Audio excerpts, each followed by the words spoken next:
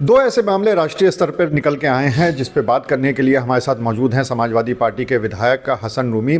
सबसे जो पहला मुद्दा है वो है वक्फ बोर्ड का, क्योंकि वक्फ बोर्ड को जेपीसी की जो कमेटी है उसने पास कर दिया है और अब उसको संसद के सामने लाया जाएगा। और दूसरी तरफ है कि उत्तराखंड पहला राज्य बन गया है जिसने यूसीसी को लागू कर दिया है।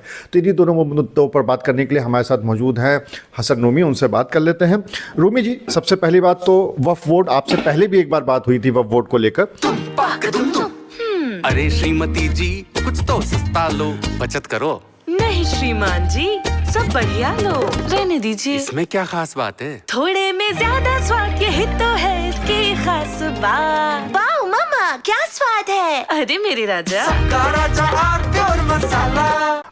अब तो जेपीसी ने पास कर दिया है। आप ही लोग की मांग थी कि भाई कमेटी को भेजा जाए, फिर वहाँ से जो आएगा फिर उस पर हम लोग उस पर करेंगे। तो अब तो देखिए वो मांग भी पूरी हो गई है, अब तो कोई दिक्कत नहीं होनी चाहिए।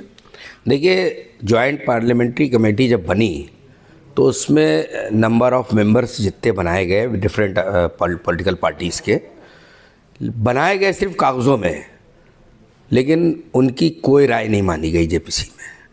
जो पार्लियामेंट कमेटी के जो चेयरमैन थे जेपीसी के, उन्होंने एक तरीके से तानाशाही पूर्वक अपने पार्टी के जो भी उनके सदस्य थे उनके द्वारा जो उनको गाइडलाइन दी गई थी उनकी सलाह को माना।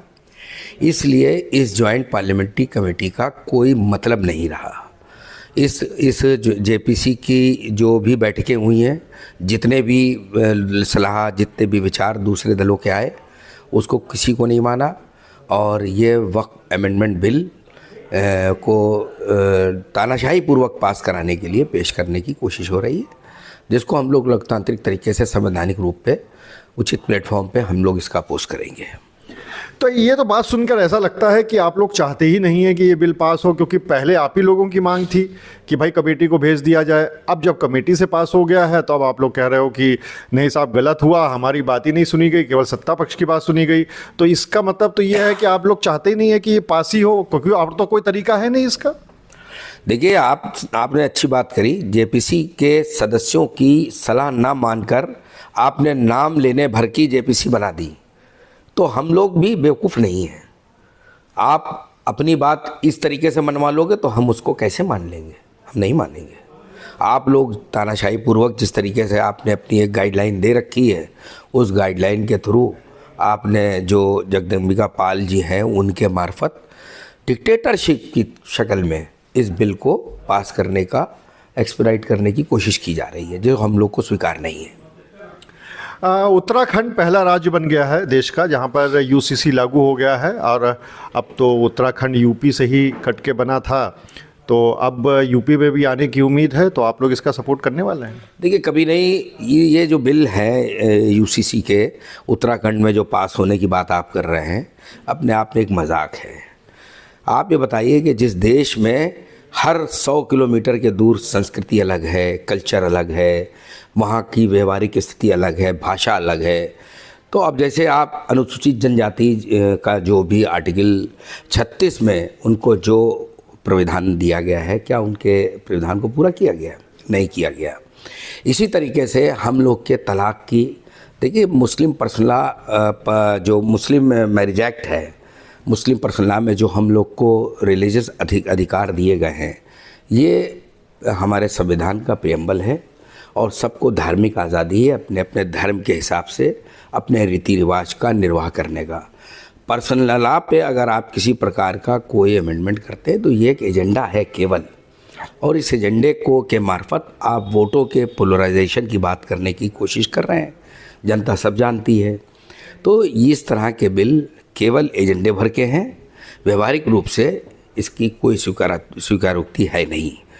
हम लोग कभी भी यूसीसी के फेवर में रहेंगे भी नहीं, क्योंकि हमारा मुस्लिम मैरिज एक्ट बिल्कुल अलग है, और उस मुस्लिम पर्सनल लॉ के हिसाब से उस मैरिज एक्ट में हमें जो प्रावधान मिले हैं उसका अगर अतिक्रमण होगा, उसका इंक्रोचमेंट होगा, तो हम लोग उसको उचित प्लेटफॉर्म पे उसका विरोध ज़रूर करेंगे।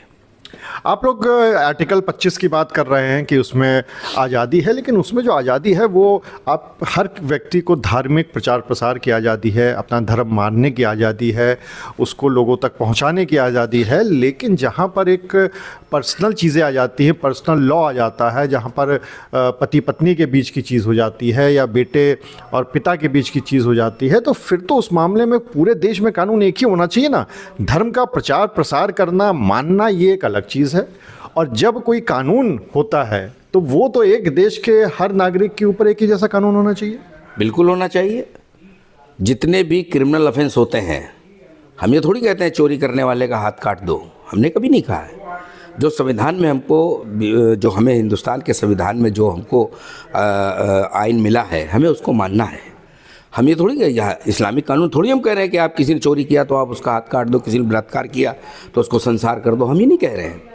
हम जो आज़ादी धार्मिक, अभी आपने कहा कि सेक्शन 25 में अपने धर्म के प्रचार प्रसार का आपको अधिकार है। अगर अभी हम अपने धर्म का प्रचार प्रसार करने के लिए किसी भी सभा को संबोधित करेंगे तो थोड़ी देर के अंदर, अभी आपको मालूम है कि कितने लोग जेल में प्रचार प्रसार के करने में। क्या हिंदुस्तान के अंदर कानून चल रहा है? कानून नहीं चल रहा है। हर व्यक्ति को, अभी सुप्रीम कोर्ट ने एक मौलाना कलीम साहब, कोई साद साहब हैं, अभी मैंने पढ़ा, उनको ये कहकर बेल दी कि आप किसी भी धर्म के प्रचार प्रसार को होने पर उसको आप धर्मांतरण के नाम पर उसमें आप किसी को जेल में डालकर आप ये नहीं कह सकते कि उसकी ज़मानत नहीं दी जाएगी। कई बार उन्होंने कहा, इस हम लोग साल साल भर में इस तरह के आयोजन करते हैं कि ऐसी कोई इतना बड़ा गुनाह नहीं है धर्मांतरण, ये सुप्रीम कोर्ट का वर्डिक्ट है। और उस पर उन्होंने ये भी कहा कि ये निचली अदालत को अधिकार है अपने विवेक से कि FIR में जो कंटेंट दिए गए हैं उन कंटेंट को पढ़कर वो उसको उसी स्तर पर ज़मानत दे सकता है। लेकिन ऐसा नहीं हो रहा, सुप्रीम कोर्ट तक इस तरह के केस आ रहे हैं। उन्होंने ये कहते हुए अपनी टिप्पणी देते हुए ज़मानत दे दी। तो अगर सुप्रीम कोर्ट हिंदुस्तान में स्ट्रॉन्ग नहीं होगा तो निश्चित रूप में पॉलिटिकल फ़ायदे के लिए, पॉलिटिकल पार्टी राज करने के लिए, सत्ता को हासिल करने के लिए इस तरह के कानूनों का दुरुपयोग करते रहेंगे। तो माननीय उच्चतम न्यायालय का कई बार हस्तक्षेप हुआ, कई चीज़ों में बुलडोज़र में हुआ। तो आर्टिकल 25 का वायलेशन लगातार हो रहा है। जो इस्लाम का जो संविधान का प्रियम्बल है उसके ख़िलाफ़ सरकारें काम कर रही हैं अपने वोट बैंक को पोलराइज करने के लिए। तो ये सब पर नज़र है सुप्रीम कोर्ट की, और सुप्रीम कोर्ट के ऊपर हम लोग की 100% आस्था है। और हम लोग केवल अपने पर्सनल लॉ को, अपने रीति रिवाज, धार्मिक रीति रिवाज, शादी ब्याह, तलाक, उस पर मानते हैं।